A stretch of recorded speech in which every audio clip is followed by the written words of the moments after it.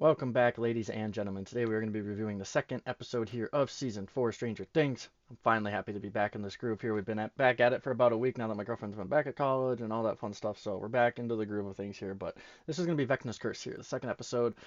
This season, if you guys are unaware, has the longest episodes of any season. All of them range from basically an hour and 20 minutes to an hour and 50 minutes, so they are basically like little movies in a sense, which I actually really like a lot because I feel like they spent the time to develop these new characters that they brought in to this season. We see a lot from Argyle, we see a lot from Eddie, even Chrissy in that first episode. We saw at least a decent chunk of, and then the whole basketball team with Lucas.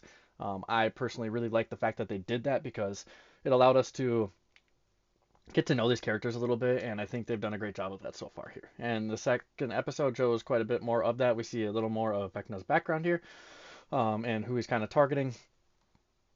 His victim here in this episode is going to be Fred. We'll talk about that here in just a minute. But to start this episode on off, we're just seeing everyone kind of react to this death. Max lives right across from Eddie's trailer, so she kind of saw something happen there with the lights, which made her question things. She later goes to Dustin, and they talk about what could have happened.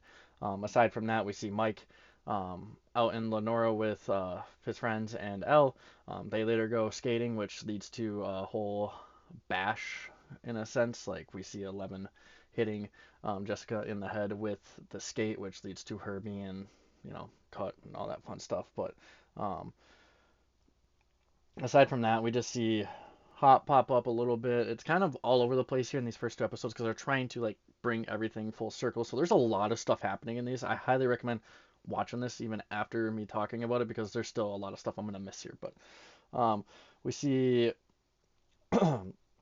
like I said, Dustin and Max kind of talking to each other. They later go to Robin and Steve, which then brings them to kind of locating where Eddie could be, which they do find later in the episode because he does attack Steve a little bit there. But aside from that, Jonathan's kind of losing his mind because he's not going to the same college as Nancy will be going to because he just doesn't want to. He wants to be with Argyle, the college they go to.